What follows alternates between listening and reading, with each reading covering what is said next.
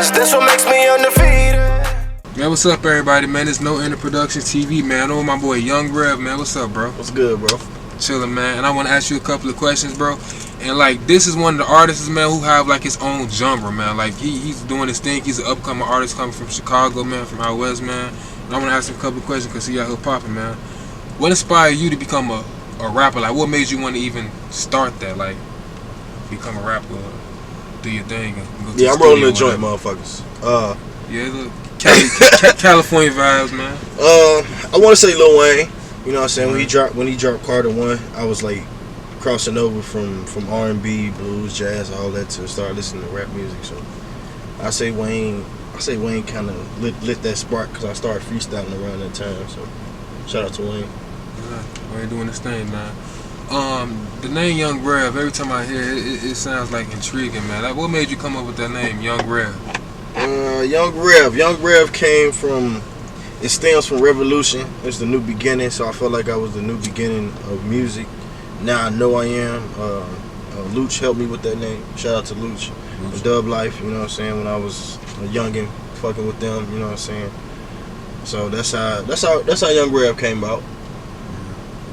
What artists is like would you want to work with, like, one day? Because, underground, like, or industry? Well, man, that was a good question you gave me. Well, basically, like, anything. Just random. Well, industry, basically industry, because there's a lot of artists that's popping in the industry. So, like, yeah, industry. We can say Chris Breezy. Mm-hmm.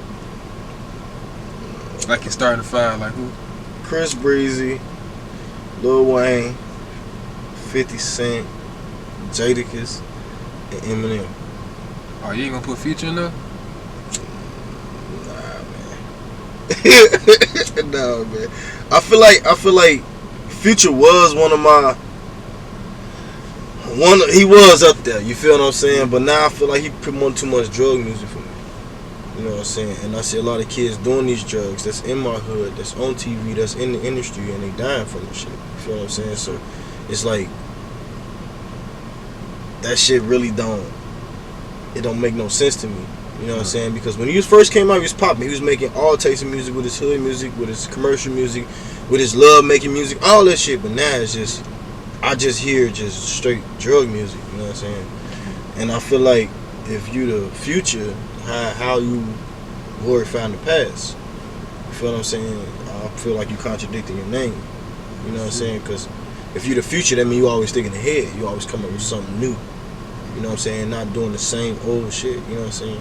And if anybody want to glorify a man just doing drugs and selling drugs, or I got all this ice around my neck, or I got the latest fashion on, that's what you glorify, then I mean, you lost.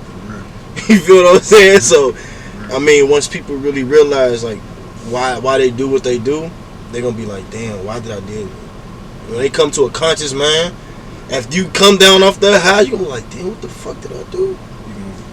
You feel what I'm saying? Like, you do. You know what I'm saying? And I'm not saying like all drugs are bad or drugs are making people kill people. But if you feeling some type of way and you preaching to a crowd, drugs, and they depressed, and stress, and angry, they get a gun, they gonna shoot. So it's just a chain reaction. Now I shoot, and now they shoot. You kill. It's just going back and forth. So the music do play a bigger part in our culture because we're black. You know what I'm saying? So I feel like a lot of shit that he promote is drug related. You know what I'm saying? And a lot of stuff, even though like what we trying to do is way bigger than this. And I want to ask you a question about way bigger.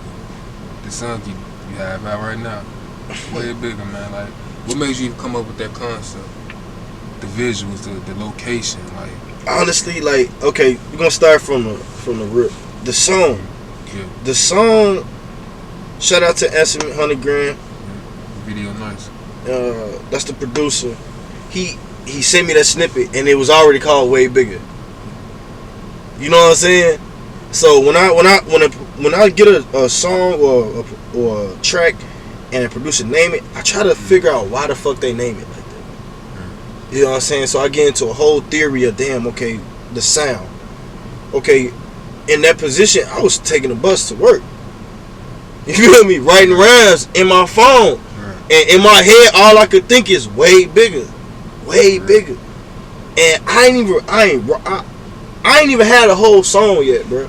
He sent me a snippet on Facebook, and I was writing from the snippet. And I'm like, I gotta get this beat. I gotta get this beat. I'm like, bro, I'm gonna pay for this beat, bro. And I paid for that beat.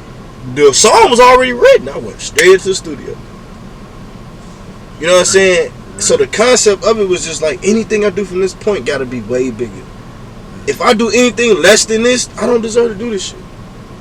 I mean, I'm just doing this shit for clout, or I'm just doing it just because everybody else do. I'm just following the trend of music, or want to be seen, or want to be heard, and that's not it. I want to be seen, I want to be heard for the right reasons, though. There's a reason why we're doing it. You know what I'm saying? So way bigger was just it was that pillar, like, when you hop in the ring, that's it.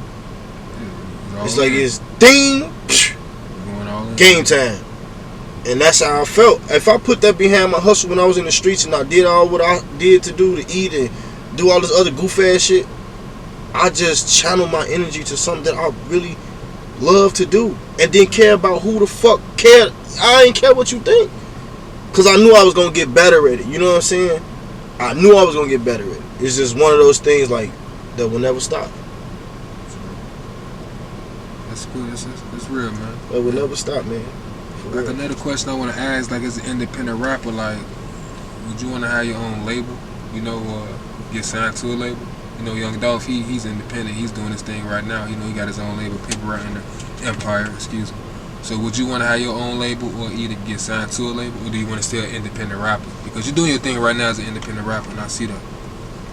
So do you want to, like, kind of break what's going on, what's going good for you, or do you want to kind of, like, go ahead and team up with somebody when it comes to a label? That's a good question, and I be thinking about that myself.